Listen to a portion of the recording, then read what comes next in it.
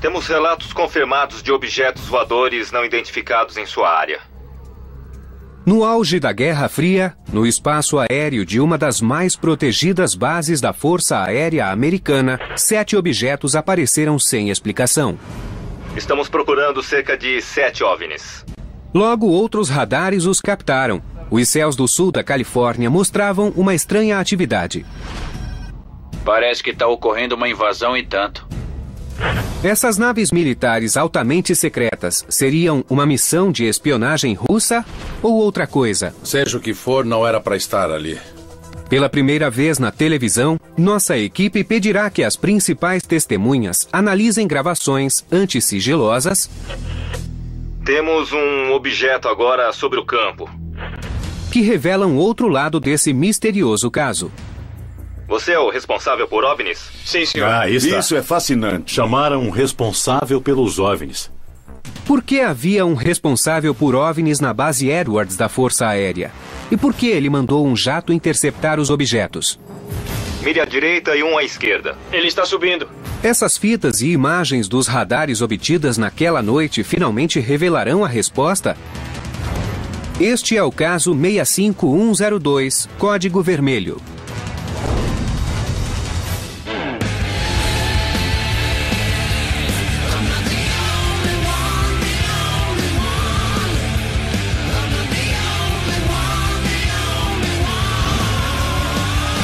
Caçadores de OVNIs, Código Vermelho. Em 1965, a base aérea Edwards, localizada a apenas 150 quilômetros de Los Angeles, Califórnia, era a sede dos mais secretos programas de testes de voo das Forças Armadas Americanas. Mas nesse dia, o protegido espaço aéreo da base foi invadido por objetos de origem desconhecida e que continuaram a pairar perto do local durante 6 horas. Na maioria das vezes, o contato com OVNIs é solitário. Mas essa não foi uma ocasião normal. 9 áreas diferentes testemunharam a espantosa aparição. A torre de controle da base Edwards, onde o primeiro contato visual foi relatado. A pista da base, onde o estranho objeto foi avistado pela segunda vez. A torre de radar da base, que relatou que não havia aviões na área.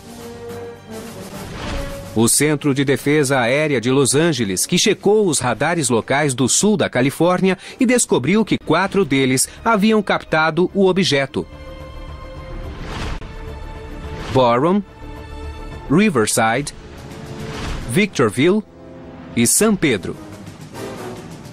E, finalmente, um jato Delta F-106A que foi lançado na tentativa de interceptar os objetos. Algo acontecia no sul da Califórnia, envolvendo 5 instalações militares. E tudo o que se passou foi gravado. Parece que está ocorrendo uma invasão e tanto. Foi uma noite incrível em outubro de 1965, quando os OVNIs invadiram nosso espaço aéreo. E ouvimos isso em primeira mão do homem que estava na torre naquela noite. É uma evidência inacreditável. O primeiro a relatar o incidente foi um controlador de tráfego aéreo da torre da base Edwards, o sargento Chuck Soros. Vi um objeto muito grande e brilhante ao leste do campo e ficou lá durante muito tempo. Em uma rara aparição televisiva, o ex-sargento Chuck Soros, o controlador de voos da base Edwards naquela noite, aceitou discutir o acontecido e, pela primeira vez, analisar as gravações feitas em 7 de outubro de 1965. Vejo luzes piscando, vermelhas e brancas. Na torre de controle, Soros era responsável por todo o tráfego aéreo na base Edwards e ao redor dela. Tinha 12 anos de experiência em orientar todos os tipos de naves militares e conhecia a maioria dos diferentes modelos da base aérea Edwards. Mas estava prestes a testemunhar algo que nunca viria antes e que não poderia explicar. Aconteceu por volta de 1h30 da manhã. Primeiro eu vi um objeto muito brilhante Chamei outras pessoas da base de operações, o meteorologista e outras 2 ou 3 pessoas que estavam de plantão naquela noite, para que dessem uma olhada, e eles viram a mesma coisa que eu. Temos um objeto agora sobre o campo. Bem em cima do campo? Sobre a base Edwards, indo para o sul. Vejo luzes piscando, vermelhas e brancas. E o capitão confirmou isso. Era baixo demais para ser uma estrela ou coisa assim. Estava a 1.500 metros e isso continuou por muito tempo. Segundo ele, o objeto era verde claro, grande e brilhante, com uma pulsante luz vermelha na base. Mais 3 objetos apareceram. Eram menores, da metade do tamanho do primeiro. Eles ficaram juntos, estavam em um tipo de formação perto uns dos outros, formando um V. Eles desceram até o sul da base. Em certo momento, mais 3 apareceram. Esses 3 voavam de modo independente. Voaram para norte, sul, leste e oeste. Isso aconteceu desde a 1h30, quando avistei o primeiro, até o nascer do sol, quando ficou claro.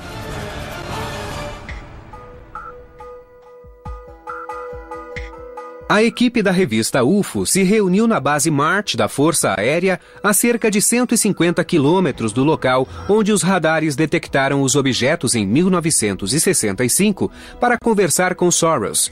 A gravação de todo o evento de 6 horas que ocorreu em 1965 foi disponibilizada e será apresentada aqui pela primeira vez. Pat, Chuck, Bill Scott, Ted e eu vamos ouvir as fitas das transmissões daquela noite. E depois, você, Chuck e Jeff vão examinar o radar e os mapas. Perfeito. Então vamos. Para mim está ótimo. Então vamos lá. Na base aérea Edwards, em 1965, vários objetos foram avistados se aproximando da base. Todas as comunicações de Chuck Sorrells na torre da base foram gravadas. Pensava-se que essas transmissões secretas estivessem perdidas. Agora eles podem reconstituir um dos mais incríveis casos de contato com OVNIs jamais registrados. Bill Scott, antigo engenheiro de testes da Força Aérea Americana, junta-se à equipe para analisar as gravações que depois foram divulgadas. Essas são as transmissões, as comunicações que ocorreram entre você e o Centro de Defesa naquela noite enquanto os OVNIs estavam no céu sobre a base. É um áudio incrível. Isso mesmo, e as transmissões foram gravadas no Centro de Defesa Aérea de Los Angeles. A equipe passou a ouvir as transmissões a partir da primeira em 7 de outubro de 1965. Está virado para o norte e um está vindo bem rápido. Está vindo do norte para o sul. Do norte para o sul, em Edwards. Isso, tem uma luz vermelha piscando. Tô vendo outra luz vermelha e uma verde movendo-se muito rapidamente sobre o meu campo agora. Eu vou checar o Repcon para ver se há algum movimento na área. Sorrells chamou o Repcon, ou radar de controle, para saber se viram algo. Vocês receberam algum relato de objetos voadores não identificados? Parece que está ocorrendo uma invasão e tanto. Naquele momento, o Repcon não detectava nenhuma nave na área, mas relatos desses misteriosos objetos continuavam a chegar à torre da base. Pode nos fazer um favor? Estamos procurando 7 OVNIs aqui. Não temos certeza se estão em Edwards ou George. São cerca de 7. São vermelhos com luzes verdes e foram avistados. Queremos saber se os detectaram. Estamos procurando uma imagem. Os objetos foram confirmados por 5 sistemas de radares militares diferentes, mas identificá-los seria mais difícil. Quando os vi pela primeira vez, logo que surgiram, pareciam apenas estrelas. Mas vi luzes brancas e verdes que não paravam de piscar. Parecidas com luzes anticolisão de uma aeronave? Mas nesse ponto você achava que não eram luzes anti-colisão? Sabia que não eram. Os aviões têm luzes anti-colisão nas pontas das asas, em cima e embaixo da fuselagem e no estabilizador. Da perspectiva da cabine, são verdes à direita e vermelhas à esquerda. As cores avisam outros pilotos se o avião está se aproximando ou se afastando. Eu sabia que não era um avião, não era um helicóptero, não era um balão, não era uma estrela, não era nenhum avião de teste que eu conhecesse na época. E havia muitos na base Edwards. É possível que as luzes vistas naquela noite tenham sido de novos aviões secretos, mas Sorrells descarta essa teoria.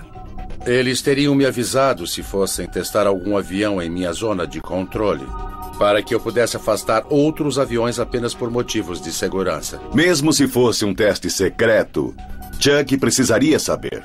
Segundo Sorrells, havia muitos programas secretos na base Edwards na época. Se algo era testado nessa base, provavelmente era secreto. Nós testamos todos os aviões que chegaram à base Edwards. O SR-71, o Blackbird, o B-70 estavam sendo testados naquela época.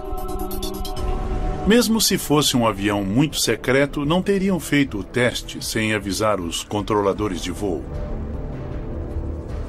Bom, não podiam não dizer nada. Comunicariam à torre que algo iria acontecer. Não podiam testar nada naquela área sem que o Chuck soubesse.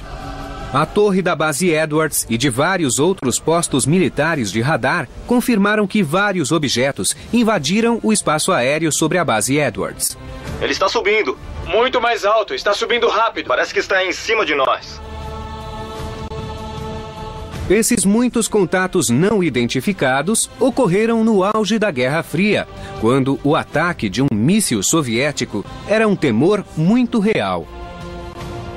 A decisão de lançar uma nave de interceptação logo seria tomada.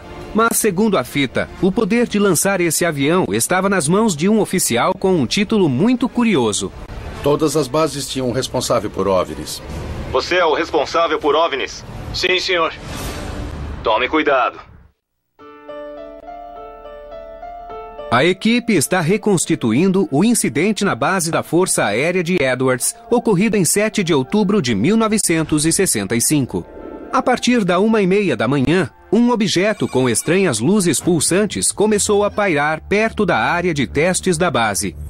6 objetos menores uniram-se a ele, 3 avançando em formação para o sul e outros 3 movendo-se sobre a base livremente. 5 estações militares de radar californianas captaram o evento. Estou recebendo relatórios da Torre de Edwards, de Victorville e de várias estações de radar sobre os OVNIs. A equipe reuniu não só a testemunha central do evento, o controlador de tráfego aéreo da base Chuck Sorrells, como também pela primeira vez na televisão, as gravações completas, antes sigilosas, das comunicações por rádio e telefone feitas naquela noite. Outra combinação de luzes vermelhas e verdes movem-se muito rapidamente. Naquela noite, após avistar o objeto várias vezes durante mais de 1 hora, Sorrells se comunicou com o Centro de Defesa Aérea de Los Angeles e descobriu que eles também haviam captado os OVNIs. Aqui é o Centro de Defesa Aérea. Vocês receberam algum relato sobre objetos voadores não identificados? O pessoal desse setor se envolveu. Estavam encarregados da defesa aérea da região. Os radares deles captaram os objetos, eu os via, e a torre de George também, e várias pessoas no solo da base também os viam.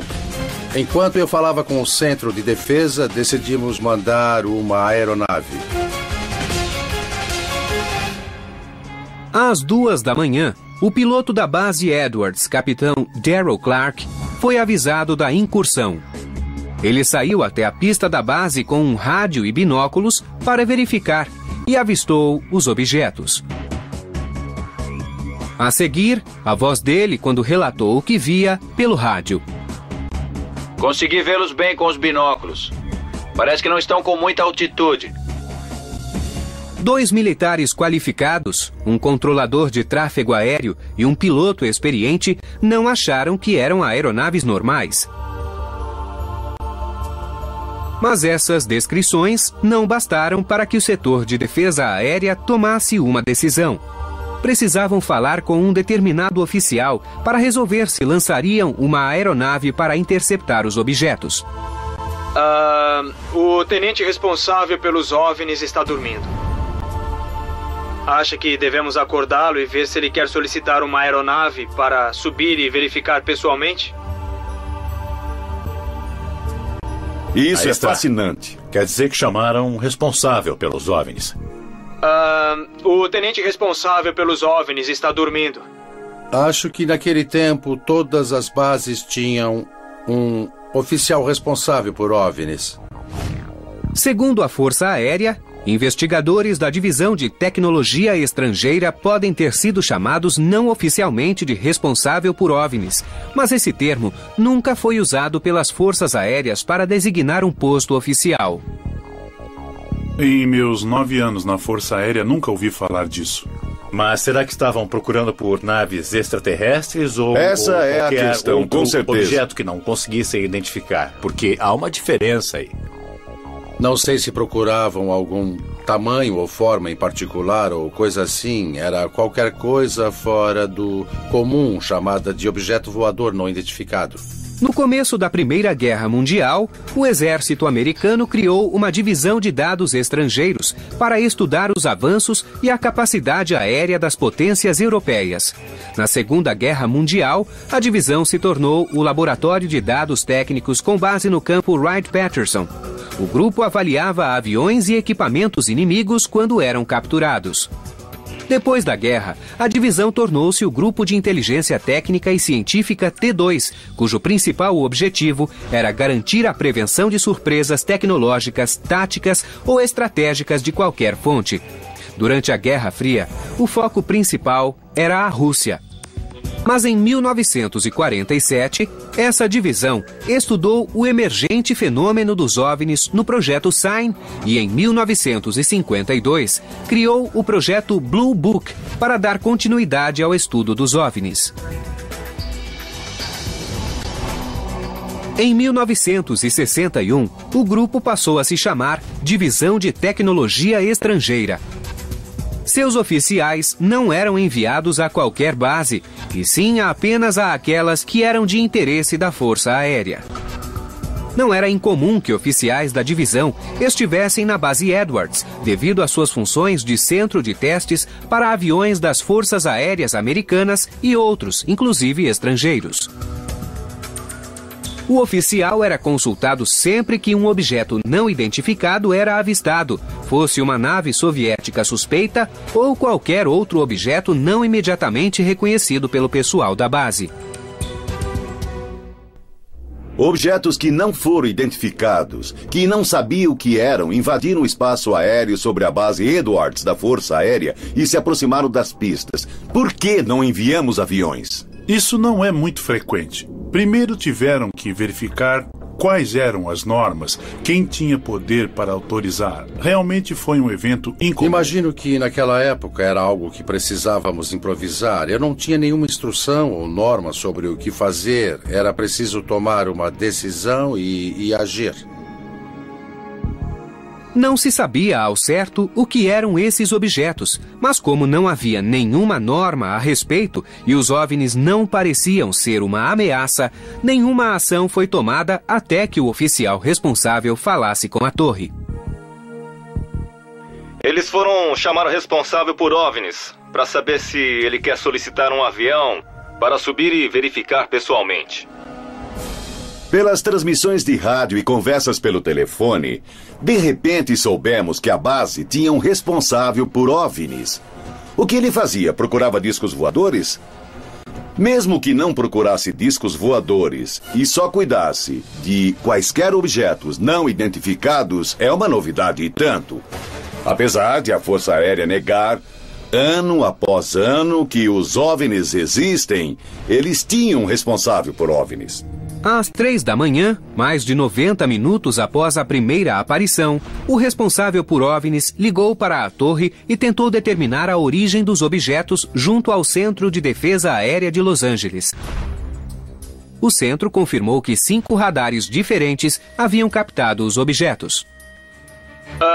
Vocês lançaram algum balão da base Edwards? Balão? Isso. Não que eu saiba. Edwards não tem esse tipo de transmissor, então duvido que tenham lançado. Não teria um motivo. Não teria um motivo? Não a seção meteorológica. Da base Edwards? Não. Entendo. Esse era o diretor do Centro de Defesa de Los Angeles, falando com o meteorologista da base e perguntando se haviam perdido um balão. E ele disse que não, porque não tinham na base esse tipo de equipamento e, portanto, não poderiam ter lançado um balão. Edwards não tem esse equipamento. Não lançaram um balão meteorológico. Ele diz claramente na fita que não lançaram um balão, mas o relatório escrito declara explicitamente que um balão foi lançado naquela noite. Na verdade, isso não aconteceu, mas está no relatório confidencial. O relatório oficial da Força Aérea Americana declarava que os objetos voadores eram balões meteorológicos. Se os objetos de fato eram balões, por que tomaram a decisão de enviar um jato ao local? E o que o piloto viu?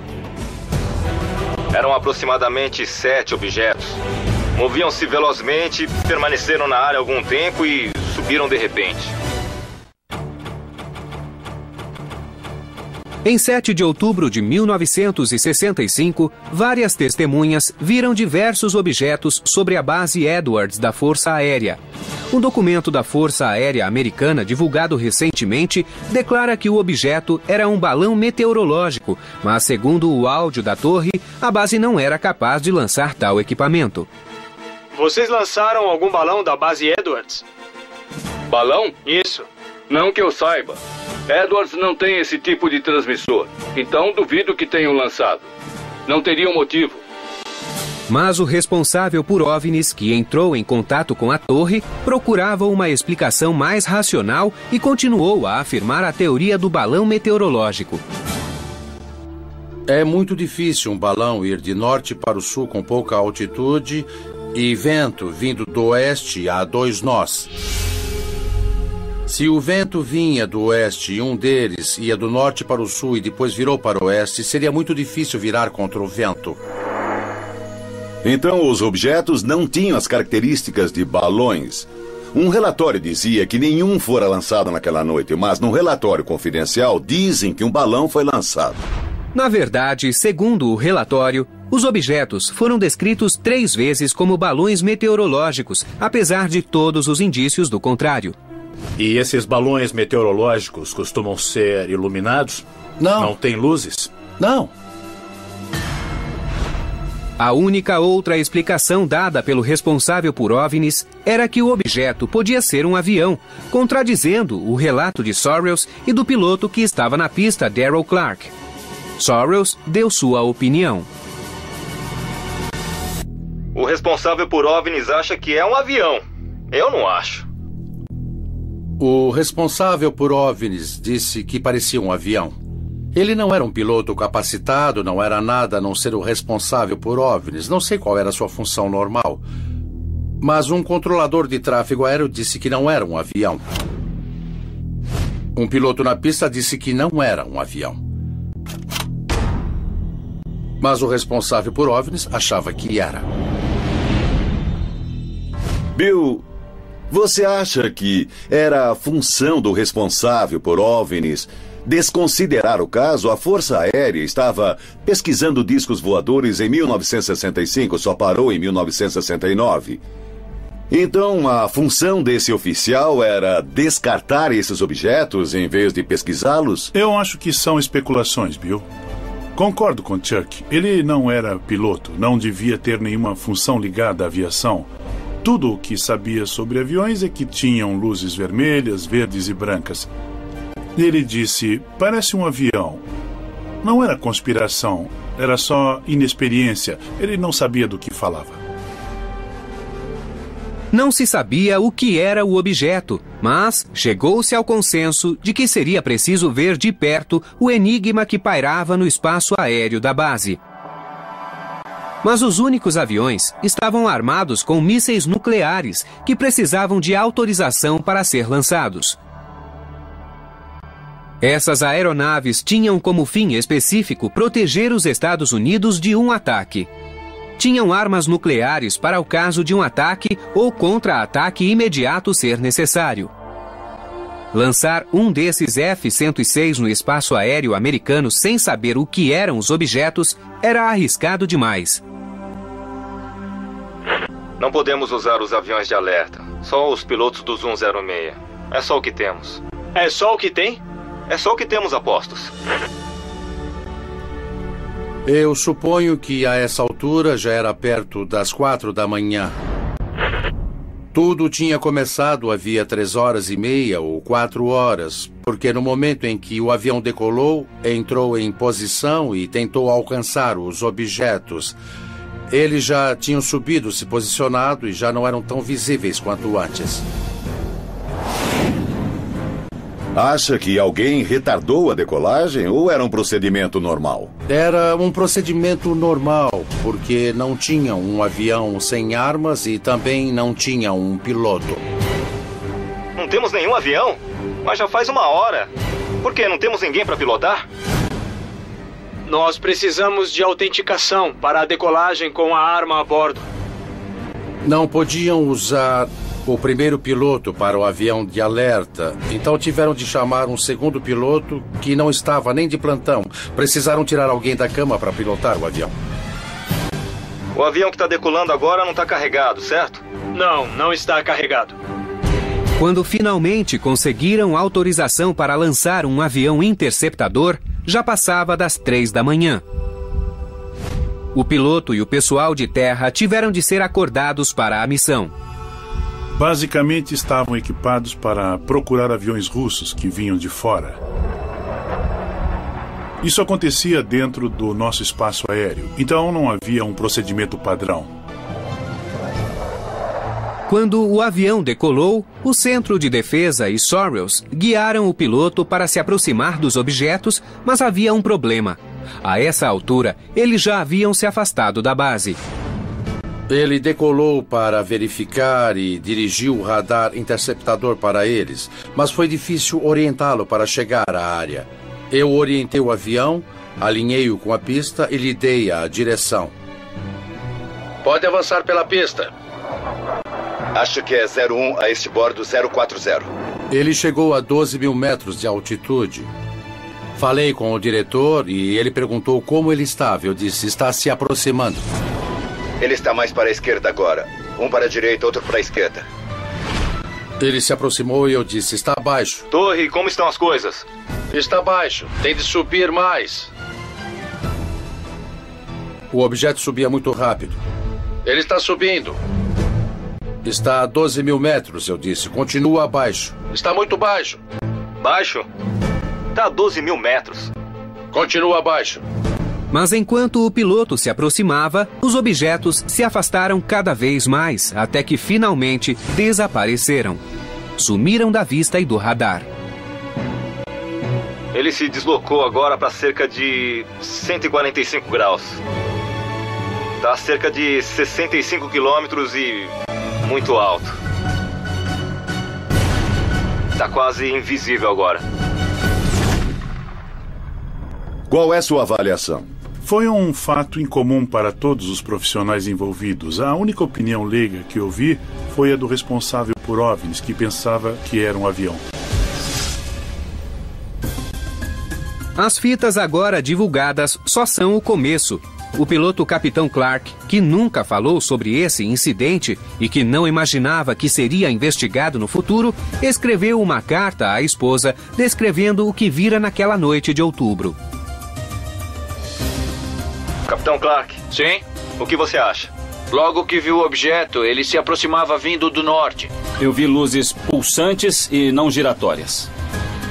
Olhei com os binóculos. Parecia que tinha uma pequena nuvem na frente. A equipe acabou de ouvir gravações de um incidente que ocorreu na base Edwards da Força Aérea em 7 de outubro de 1965. Aqui é a torre da base Edwards. Um objeto se move para o sul.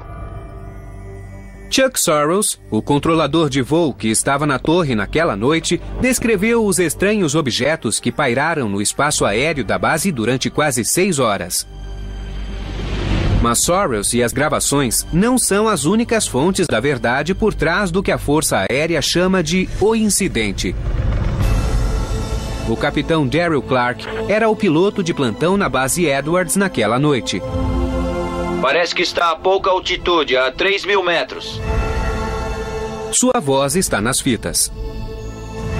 Foi um pouco mais para oeste e ganhou uma enorme altitude.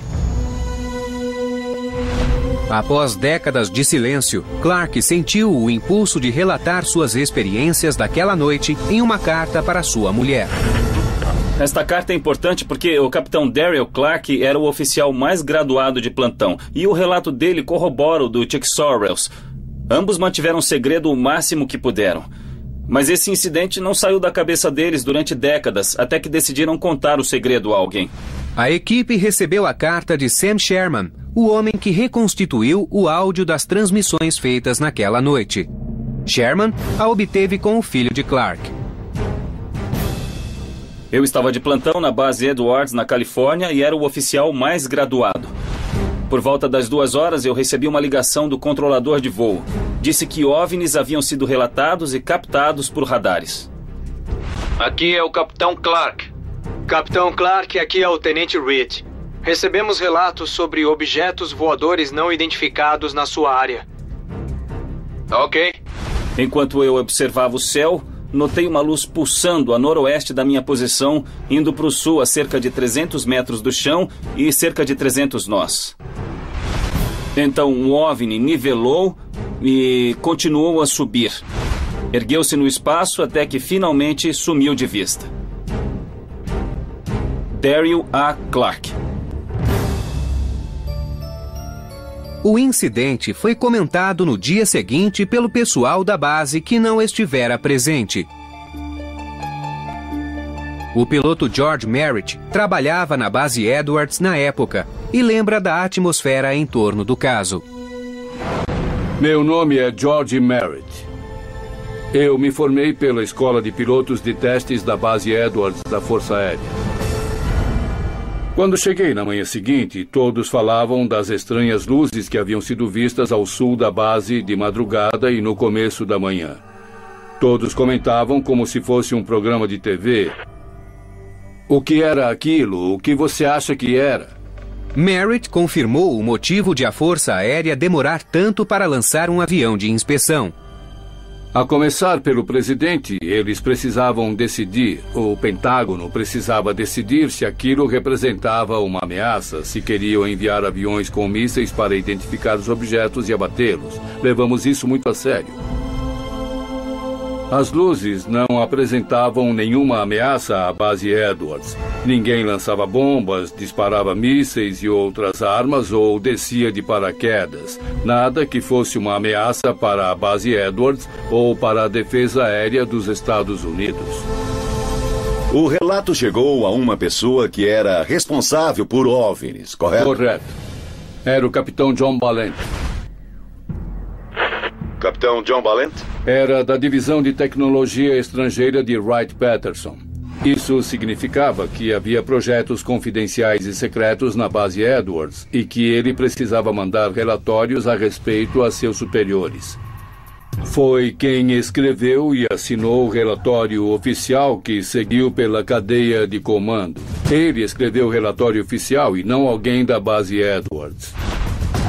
Esse relatório oficial da Força Aérea era o mesmo que dizia que um dos objetos era um balão meteorológico. Seria de fato uma tecnologia confidencial que Balent não tinha permissão para revelar ou desconhecia? Durante a reconstituição das fitas de áudio, Sam Sherman ligou para Balent para discutir o incidente. Mas Balent se recusou a comentá-lo e não se interessou em participar da investigação. Acho o seguinte, 1 ano e meio antes, quando eu era aluno da Escola de Pilotos de Testes, o presidente Johnson anunciou que o YF-12 Blackbird estava na base Edwards. Vi um deles na pista. A primeira vez que vi o Blackbird, eu não sabia nada sobre Groom Lake, nem sobre a Área 51. E então, o caça mais magnífico que eu já vira entrou na pista. E eu era piloto de caça, mesmo assim eu não sabia. E qual a relação desse avião com o incidente? Bem, o que eu pensei no início foi as luzes avistadas deviam ser de algum avião que faz parte de um programa confidencial. A área restrita, onde nós pilotos de testes fazíamos nossos testes de voo, era na mesma área da base Edwards que existe hoje. Começa a 8 ou 9 quilômetros ao sul da pista e vai para oeste, norte e leste. Então, os aviões eram testados ao norte da base Edwards da Força Aérea. Segundo Merritt, toda a tecnologia confidencial era testada em uma área específica ao norte da base Edwards. Mas essa área não corresponde aos locais onde os objetos não identificados foram vistos. O relatório oficial da Força Aérea disse que eram... luzes não identificadas vistas na base. Certo, foi o que aconteceu, mas o capitão Ballant disse que eram aviões. Não foram identificadas, é tudo o que posso dizer. Mas ele acha que o caso não foi concluído. Estou feliz porque reabriram o caso dos objetos voadores não identificados que foram vistos em Edwards. É algo em que também tenho pensado há 40 anos. Esses objetos seriam OVNIs que invadiram o espaço aéreo militar americano? E o que Chuck Soros, Darrell Clark e as estações de radar captaram em 7 de outubro de 1965? Estamos avistando 7 OVNIs. A equipe examinará a última peça do quebra-cabeça, as imagens dos radares do Centro de Defesa Aérea de Los Angeles. Parecem alvos múltiplos. Com a ajuda de testemunhas, gravações sigilosas e relatos escritos inéditos, a equipe revelou muitas evidências sobre a noite de 7 de outubro de 1965 na base Edwards da Força Aérea. Estou recebendo relatórios da Torre de Edwards, de Victorville e de várias estações de radar sobre OVNIs. O último passo é verificar as imagens oficiais da estação de radar de San Pedro naquela noite. Imagens que o relatório oficial atribuiu a uma propagação meteorológica anômala. Esse fenômeno é causado por uma inversão térmica. A atmosfera da Terra resfria quando a altitude aumenta. Mas uma inversão pode acontecer quando a temperatura não diminui ou, em casos extremos, aumenta com a altura. Quando isso ocorre, a camada mais quente age como uma tampa, que causa retenção de névoa ou poluição sob a camada, provocando dados falsos nos radares. Edwards está observando do chão. 2 torres estão observando e agora os detectamos no radar. E estamos seguindo os sinais. O analista de radares John Kirk ajuda a equipe a interpretar as imagens e a descobrir o que esses objetos podem ser. Vou me encontrar com o engenheiro de sistemas de radar John Kirk, que já trabalhou com as Forças Armadas e lida com radares há mais de 50 anos. Meu nome é John Kirk, sou engenheiro de sistema de radares. Essas são as imagens dos radares instalados em Fort MacArthur, obtidas em San Pedro durante aquela noite em 1965. As imagens foram captadas em intervalos, criando uma linha que descreve o movimento dos objetos durante todo o incidente. Estão se movendo e subindo lentamente, e foram confirmados pelo radar. As imagens são bastante típicas. Esta é a tela e estes são os marcadores. Elas indicam que o radar captou alguns alvos móveis e lhes atribuiu algumas informações, como podem ver aqui. Nas imagens de radar, estas são as áreas identificadas como alvos móveis.